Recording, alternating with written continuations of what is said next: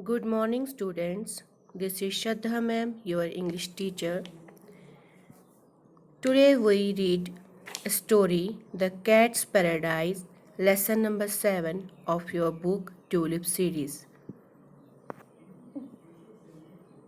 Louis was a fat cat who was very fortunate. He lived in luxury. His companion, a woman named Cherry, fed him salmon and caviar. He slept on feather pillows before a fire. Fortunate means living a good life. इस story में एक cat है जिसका नाम Louis है और उसको एक चेरी नाम की लेडी पालती थी और उसको हमेशा वो सैल्मन और कैवियर फीड करती थी, खिलाती थी और वो एक फेदर के पिलो पे सोया करता था.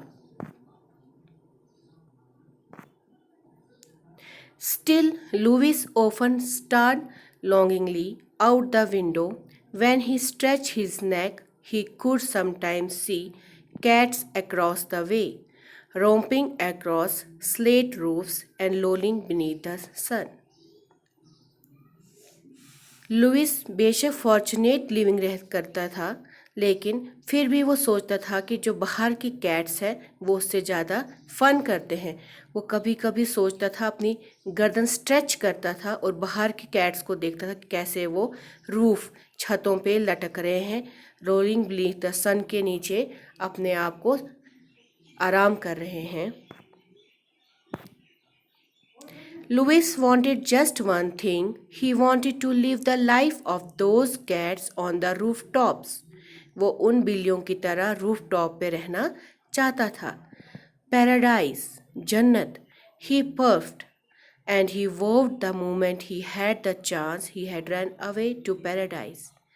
एक दिन उसने सोचा, अगर मुझे मौका मिलेगा तो मैं इस पैराडाइज से चला जाऊंगा और वहाँ पर अपनी खेल कूद जिंदगी बिताऊंगा. One day miracle happened. Cherry forgot to close the kitchen window and when he turned her back, Louis leaped out. एक दिन चेरी ने गलती से किचन का विंडो खुला रख दिया और जो लुइस था वो वहाँ से भाग गया. How beautiful, he crooned. He could smell sunshine and trees, flowers and baking croissants. He trembled with just the tiniest bit of fear when three cats meowed menacingly. वो जब बाहर निकला तो उसे सब अच्छा लगने लगा और उसे फूलों की, पेड़ों की, सनशाइन की स्मेल आने लगी और तभी ही उसने वहाँ से बेकिंग क्रोसिनेट एक डिश होती है, उसकी भी स्मेल आने शुरू हुई. लेकिन जल्दी ही वो थोड़ा ट्रम्बल्ड, शिवर करना शुरू किया क्योंकि वहाँ से 3 कैट्स आ रहे थे जिनको वो नहीं जानता था.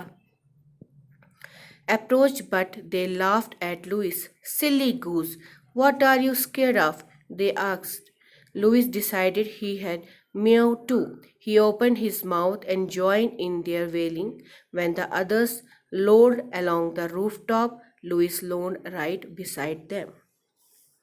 यानी जब उन बिल्लियों को वो मिला तो उसने उनके साथ म्याऊ करना शुरू किया और उनके साथ चल पड़ा. जब वो बिल्लियाँ रूफटॉप पे लोड मैंने सोती थी या बैठते थे वहाँ पर रिलैक्स होके, तो ये भी लुइस भी उसी रूफटॉप पे आराम करने लगा. Before long an old tom cat stepped forward. Bonjour, bonjour यहाँ पर hello. He said, my name is Tom. I see you don't know the way of the world. I had be glad to teach you. उसने उसे कहा, मुझे लगता है तुम्हें इस लाइफ में, इस जिंदगी में तुम्हें कुछ सीखना है तो मैं तुम्हें सिखाऊंगा. I accept, Louis said gratefully. He had never had a cat friend. उसने उसका प्रपोजल एक्सेप्ट किया क्योंकि उसका कभी कोई कैट फ्रेंड नहीं बना था. Louis was soon following Tom and his gang as they darted through the streets.